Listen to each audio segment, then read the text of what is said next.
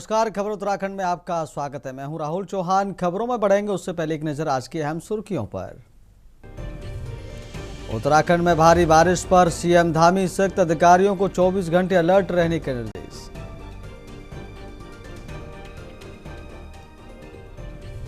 केदारनाथ धाम में चढ़ावे की गिनती के लिए कड़े नियम, बिना मोबाइल और खाली जेब ही रूम में घुसेंगे कर्मी। 1109 करोड़ के केनरा बैंक घोटाले में सीबीआई का बड़ा एक्शन, उत्तराखंड समेत 4 राज्यों में छापेमारी।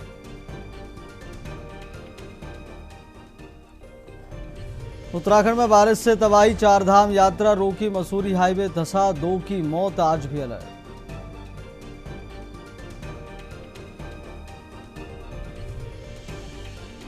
दिल्ली देहरादून एक्सप्रेसवे पर नहीं होगी कांवड़ यात्रा, जरूरी इंतजाम करने के लिए राज्यों में सहमति।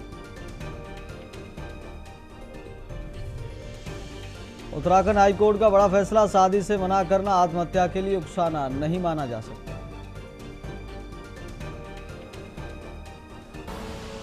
आप देख रहे हैं के न्यूज, खबरों का सारथी। सीधे लेकर चलते आपको खबरों के विस्तार में। पहली बड़ी खबर, सिक्किम से लैंडस्लाइड में 7 की मौत, मीथेन ब्लास्ट के बाद सुरंग में फंसे मजदूर, निर्माणाधीन टनल के अंदर फंसे थे कुल 25 मजदूर।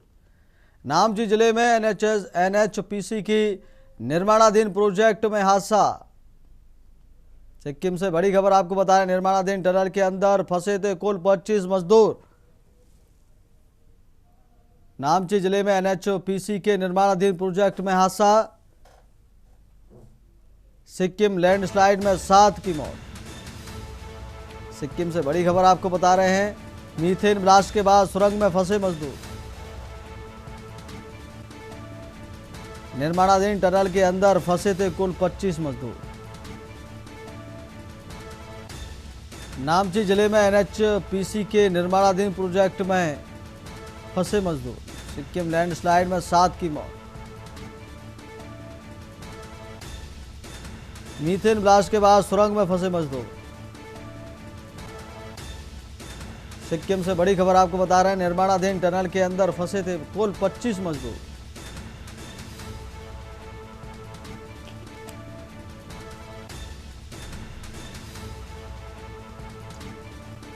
सिक्किम लैंडस्लाइड में 7 की मौत। मीथेन ब्लास्ट के बाद सुरंग में फंसे मजदूर, निर्माणाधीन टनल के अंदर फंसे थे कुल 25 मजदूर। नामची जिले में एनएचपीसी के निर्माणाधीन प्रोजेक्ट में हादसा, सिक्किम लैंडस्लाइड में 7 की मौत। मीथेन ब्लास्ट के बाद सुरंग में फंसे मजदूर, निर्माणाधीन टनल के अंदर फंसे थे कुल 25 मजदूर। नामची जिले में एनएचपीसी के निर्माणाधीन प्रोजेक्ट में हादसा, सिक्किम लैंडस्लाइड में 7 की मौत। मीथेन ब्लास्ट के बाद सुरंग में फंसे मजदूर, निर्माणाधीन टनल के अंदर फंसे थे कुल 25 मजदूर। नामची जिले में एनएचपीसी के निर्माणाधीन प्रोजेक्ट में हादसा, सिक्किम लैंडस्लाइड में 7 की मौत। मीथेन ब्लास्ट के बाद सुरंग में फंसे मजदूर, निर्माणाधीन टनल के अंदर फंसे थे कुल 25 मजदूर। नामची जिले में एनएचपीसी के निर्माणाधीन प्रोजेक्ट में हादसा, सिक्किम लैंडस्लाइड में 7 की मौत।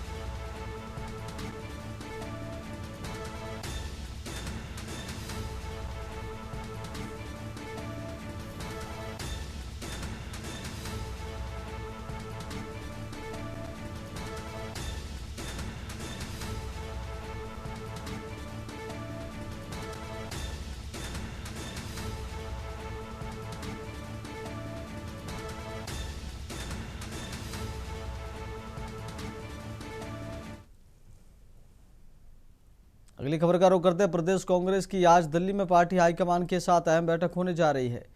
माना जा रहा है कि बैठक में आगामी चुनावों की तैयारियों और संगठनात्मक मुद्दों पर चर्चा होगी। इस बैठक से पहले भाजपा ने कांग्रेस पर तीखा हमला बोला है। भाजपा के प्रदेश प्रवक्ता हनी पाठक ने कहा कि कांग्रेस इस समय भाजपा से नहीं बल्कि अपने ही नेताओं से लड़ रही है। उन्होंने दावा किया कि राहुल गांधी के देहरादून दौरे के दौरान 2.5 लाख पंजीकरण का दावा किया गया था, लेकिन कार्यक्रम में अपेक्षित भीड़ नहीं जुटी। हनी पाठक ने कहा कि कांग्रेस जिस संख्या पर उत्साहित है उतने लोग तो भाजपा की एक विधानसभा के कार्यक्रम में पहुंच जाते हैं। उन्होंने दावा किया कि भाजपा विधानसभा स्तर तक युवा संवाद और संगठनात्मक कार्यक्रमों के माध्यम से लगातार जनता के बीच सक्रिय है, जबकि कांग्रेस केवल दावे और प्रचार तक सीमित रह गई है।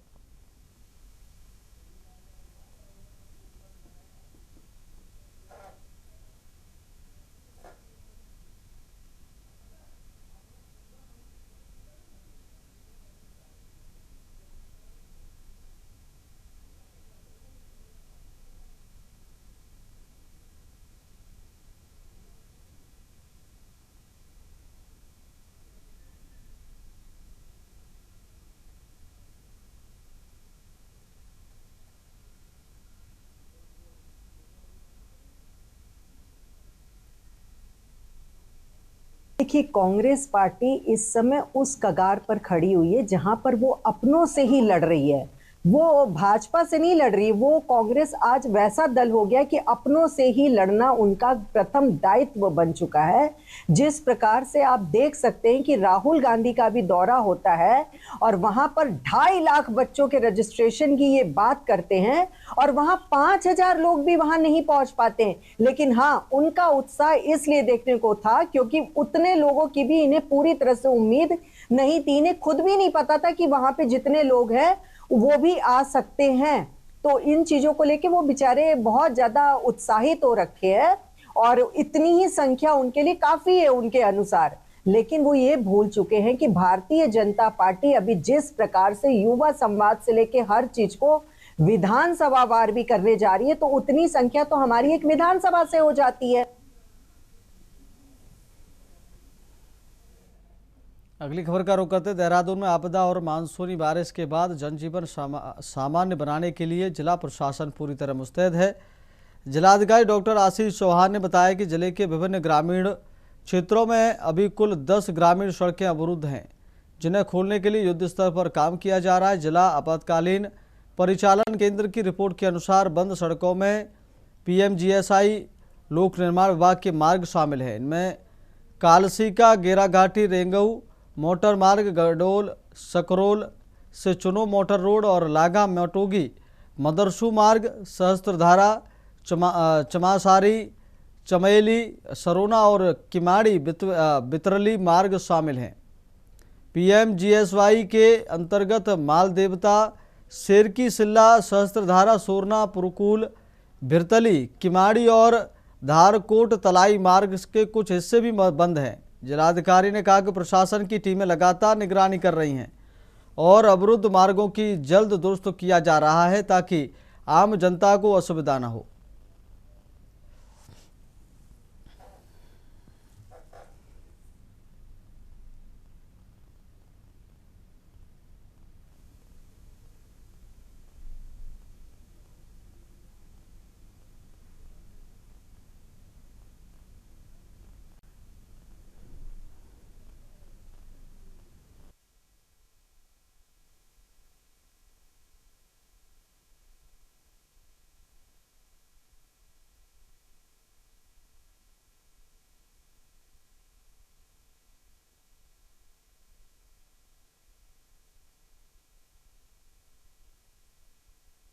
अभी लगभग 10 सड़कें हमारी बंद हैं जो विलेज रोड्स हैं। नेशनल हाईवे और स्टेट हाईवे हमारे खुले हुए हैं। कल कुछ समय के लिए नेशनल हाईवे में भी लैंडस्लाइडिंग हो रही थी, फिर उसे हम लोगों ने वॉच करते हुए खुलवाया और ये जो सड़कें हैं 10 विलेज रोड्स, ये आज शाम तक वापस खुल जाएंगी।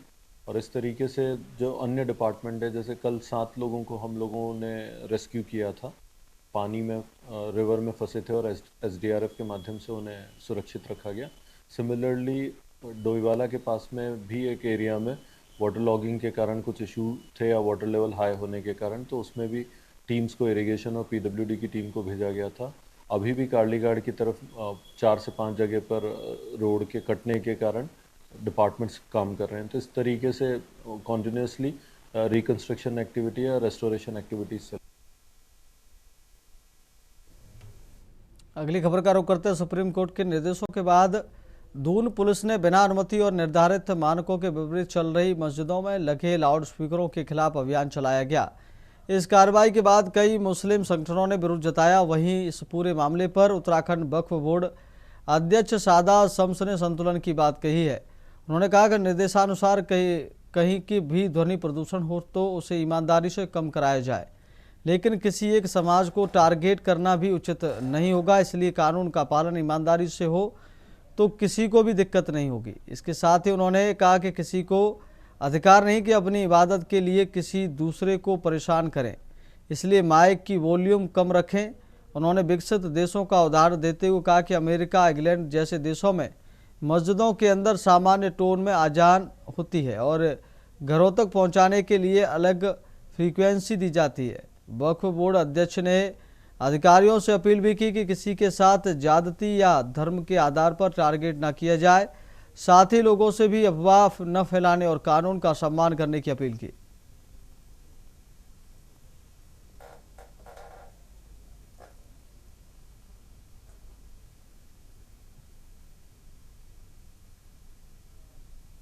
देखिए, ये हाई कोर्ट की एक लाइन थी कि कहीं भी साउंड पोल्यूशन हो तो उसे ईमानदारी से उसे कम कराया जाए। लेकिन मुझे लगता है कि किसी भी समाज के साथ ज्यादती नहीं होनी चाहिए। ऐसा भी ना हो कि केवल एक ही समाज को टारगेट किया जाए। ईमानदारी से अगर कानून का पालन किया जाए तो किसी को कोई दिक्कत नहीं होगी और सब अपने अपने जो माइक्स हैं उसकी वॉल्यूम को कम करें, क्योंकि हमें ये अधिकार नहीं है कि हम अपनी इबादतों के लिए किसी दूसरे को परेशान करें। हम सब जानते हैं कि जहाँ माइक नहीं है, जहाँ अजाने, जिन देशों में बड़े माइक्स लगाने की इजाज़त नहीं है, जो विकसित देश हैं, चाहे वो अमेरिका है, चाहे वो इंग्लैंड है, इन तमाम देशों के अंदर भी आप देखेंगे एक फ्रीक्वेंसी सेट होती है। अगली खबर का रुख करते खबर लक्सर से है, जहां पथरी थाना क्षेत्र के पथरेश्वर महादेव मंदिर में रहने वाले 2 साधुओं की हत्या का सनसनीखेज मामला सामने आया है। पुलिस ने दोनों की डेड बॉडी मंदिर के पास जंगल से बरामद की है। जानकारी के अनुसार दोनों साधुओं की हत्या कर शवों को जंगल में गड्ढा खोदकर दबा दिया गया था। मंदिर के एक सेवादार की सूचना पर पथरी थाना प्रभारी रविंद्र चौधरी और एफएसएल टीम ने मौके पर पहुंचकर शव बाहर निकलवाए। एसपी देहा शेखर सवाल ने भी घटनास्थल का निरीक्षण किया। पुलिस को मंदिर के मुख्य पुजारी अखिल गिरी पर हत्या में शामिल होने का शक है, जो फरार बताया जा रहा है। पुलिस मुख्य पुजारी और अन्य संदिग्धों की तलाश कर रही है। घटना से इलाके में दहशत का माहौल है।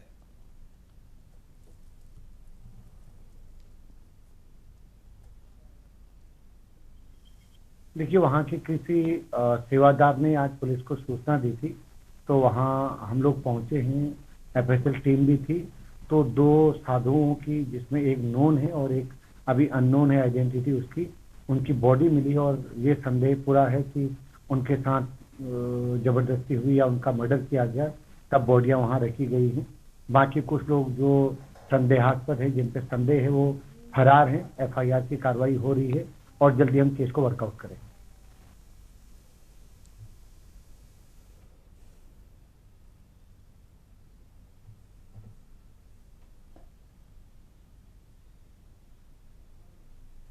अगली खबर का रुख करते उत्तराखंड के मुख्यमंत्री पुष्कर सिंह धामी हरिद्वार दौरे पर रहेंगे। मुख्यमंत्री सुबह गुरुकुल कांगड़ी हेलीपैड पहुंचेंगे। इसके बाद होटल अलकनंदा में हरिद्वार गंगा कॉरिडोर परियोजनाओं से जुड़े कार्यक्रमों में शामिल होंगे। मुख्यमंत्री धामी दोपहर करीब 12:30 बजे सीसीआर भवन में कावड़ मेला 2026 की तैयारियों को लेकर अधिकारियों के साथ अहम समीक्षा बैठक करेंगे। बैठक में कावड़ मेले की व्यवस्थाओं, सुरक्षा इंतजाम, यातायात व्यवस्था और विभिन्न विभागों के बीच समन्वय को लेकर मंथन किया जाएगा। समीक्षा बैठक के बाद मुख्यमंत्री कनखल स्थित मैंगो फार्म जगजीतपुर में आयोजित आम उत्सव कार्यक्रम में भी शामिल होंगे। मुख्यमंत्री के दौरे को देखते हुए पुलिस और प्रशासन अलर्ट मोड पर है। सुरक्षा एजेंसियों ने पूरे रूट पर और कार्यक्रम स्थलों पर सुरक्षा व्यवस्था कड़ी कर दी है। सीएम साहब थोड़ा धन्यवाद।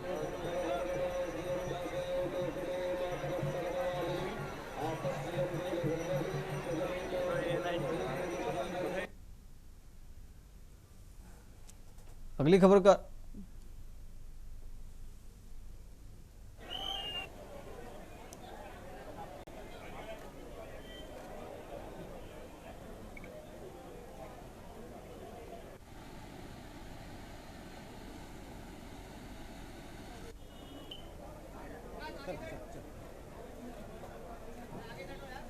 चलो चलो चलो सीएम साहब थोड़ा सा धन्यवाद।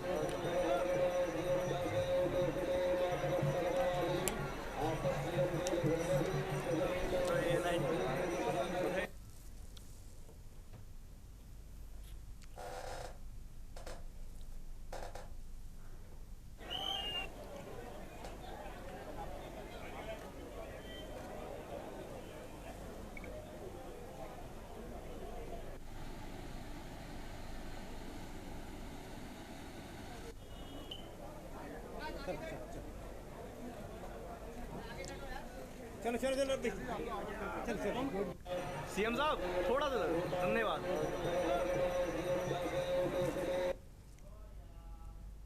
अगली खबर का रुख करते बनबसा में पहाड़ों पर हो रही लगातार भारी बारिश का असर अब मैदानी इलाकों में दिखाई देने लगा है। शारदा नदी उफान पर है।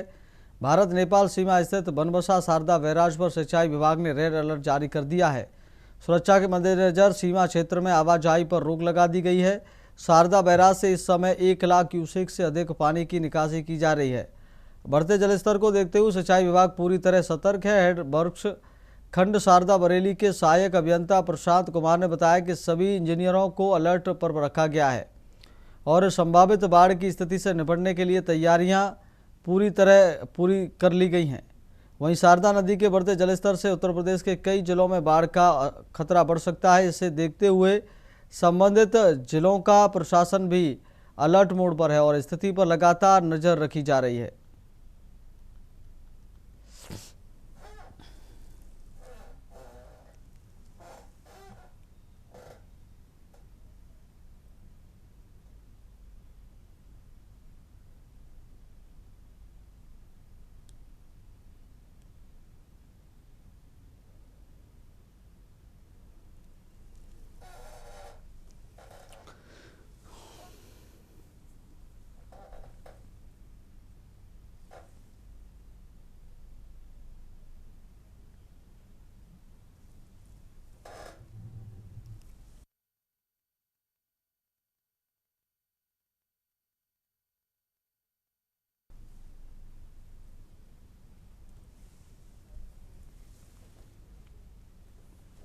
पर अत्यधिक बारिश होने के कारण बनबसा बैराज से 1,12,000 पानी पास हो रहा है।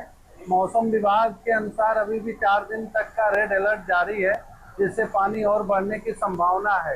यह पानी जनपद पीलीभीत, बरेली और लखीमपुर खीरी होते हुए सीतापुर, बहराइच, गोंडा तक जाता है और जो भी पानी यहाँ से पास होता है उसे तत्परता से नीचे के जिलों को सूचित कर दिया जाता है।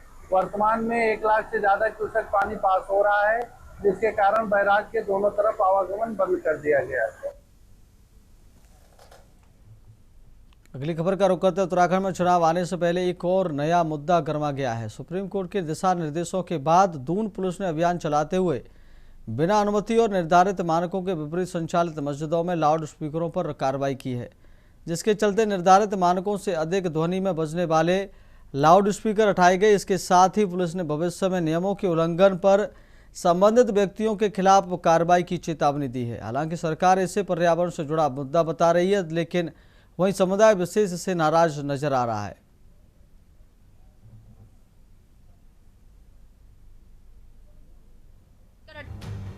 देहरादून में अलग अलग जगह धार्मिक स्थानों से लाउडस्पीकर हटाने पर कुछ लोगों ने जिलाधिकारी कार्यालय पर प्रदर्शन किया और सरकार के खिलाफ नारेबाजी की। मुस्लिम सेवा संगठन के अध्यक्ष नईम कुरैशी ने कहा कि नोटिस के न्यायालय के आदेशों का हवाला देते हुए मस्जिदों से लाउडस्पीकर हटाए जा रहे हैं। वहीं उत्तराखंड में धार्मिक स्थलों से लाउडस्पीकर हटाने की कार्रवाई को लेकर सियासत गर्मा गई है। विपक्ष ने सरकार पर धर्म विशेष को निशाना बनाने का आरोप लगाया है। वहीं मुख्यमंत्री पुष्कर सिंह धामी ने इन आरोपों को खारिज करते हुए कहा कि सरकार कानून और व्यवस्था के तहत काम कर रही है, लेकिन कांग्रेस हर मुद्दे पर विरोध करने की राजनीति करती है। सीएम धामी ने कहा कि लाउडस्पीकर का उपयोग दूसरों को परेशान करने के लिए नहीं होना चाहिए, बल्कि ये व्यक्तिगत आस्था का विषय है। उन्होंने आरोप लगाया कि कांग्रेस ने हमेशा तुष्टीकरण की राजनीति की है और विकास के कार्यों का हमेशा से विरोध ही किया है। देखिए, ऐसा लगता है कि हिंदुस्तान के अंदर कानून नाम की चीज़ बची नहीं है। लोकतंत्र संविधान सिर्फ किताबों में रह गया है। सुप्रीम कोर्ट के दिशा निर्देशों का हवाला देकर सिर्फ मस्जिद से ही स्पीकरों को उतरवाना ये दर्शाता है कहीं ना कहीं सरकार केवल एक मज़हब को टारगेट करके अपनी राजनीतिक रोटियां सेकने का काम कर रही है और शायद उनको ऐसा लगता है इस नफ़रत के बल पर वो बार बार सरकारों में आ जाएंगे। मैं कहना चाहता हूं कि हिंदुस्तान में आज भी ऐसे लोग मौजूद हैं जो इस संविधान को अपने सरमाथों पर रखते हैं। क्योंकि देखिए, जब भी हम देवभूमि के अनुरूप कोई काम करते हैं तो कांग्रेस पार्टी के पेट में दर्द होने लगता है, उनके नेताओं के पेट में भी दर्द होता है, क्योंकि उन्होंने विकास की राजनीति नहीं करी, उन्होंने कभी न्याय की बात नहीं करी, उन्होंने कभी कानून की बात नहीं करी, कभी उन्होंने व्यवस्था को बनाने का योगदान नहीं दिया। वो हमेशा व्यवस्था को बिगाड़ते रहे कि भाई आप लाउड स्पीकर बजाएंगे। लाउड स्पीकर दूसरों को सुनाने के लिए होता है कि स्वयं के लिए होता है? दूसरे लोग, बच्चों के एग्जाम चलते हैं, पढ़ाई करते हैं, लोग अपने काम करते हैं, उन सबका डिस्टर्बेंस होता है। कानून अपना काम कर रहा है, हम समान नागरिक संहिता का कानून देवभूमि में लागू करते हैं। देखिए, ये हाई कोर्ट की एक लाइन थी कि कहीं भी साउंड पोल्यूशन हो तो उसे ईमानदारी से उसे कम कराया जाए। लेकिन मुझे लगता है कि किसी भी समाज के साथ ज़्यादती नहीं होनी चाहिए। ऐसा भी ना हो कि केवल एक ही समाज को टारगेट किया जाए। ईमानदारी से अगर कानून का पालन किया जाए तो किसी को कोई दिक्कत नहीं होगी और सब अपने अपने जो माइक्स हैं उसकी वॉल्यूम को कम करें, क्योंकि हमें ये अधिकार नहीं है कि हम अपनी इबादतों के लिए किसी दूसरे को परेशान करें। भारतीय जनता पार्टी की सरकार अगर जन अपेक्षा के अनुसार, जन भावना के अनुसार फैसले नहीं लेगी और हमेशा तानाशाही से अपनी मनमानी जनता पर थोपना चाहेगी तो मुख्यमंत्री जी को ये समझ लेना चाहिए कांग्रेस पार्टी हर तानाशाही पूर्ण फैसले का विरोध करेगी, क्योंकि जनता को जो फैसला पसंद नहीं आएगा, जनता जिस फैसले से नाराज होगी तो निश्चित तौर पर जनता के साथ कांग्रेस खड़ी दिखाई देगी, क्योंकि सरकार तो पूंजीपतियों के लिए काम कर रही है। सरकार का तो अपना सेट एजेंडा है, उसको ना तो बेरोजगारी से कोई लेना देना है, ना महंगाई से कोई लेना देना है, ना विकास से कोई लेना देना है।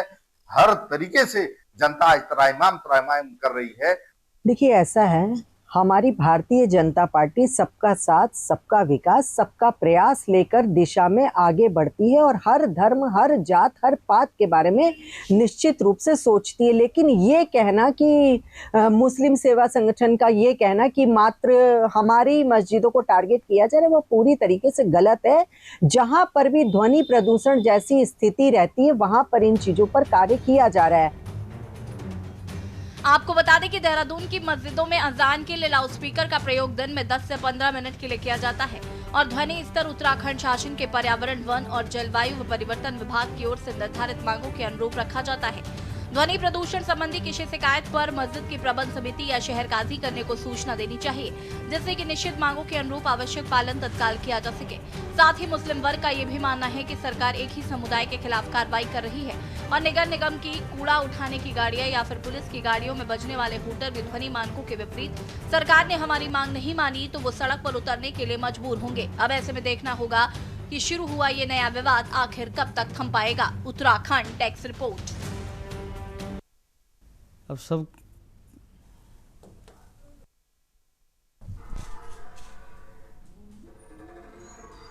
फिलहाल खबर उत्तराखंड में मेरे साथ इतना ही। देखते रहिए के न्यूज़ इंडिया। नमस्कार।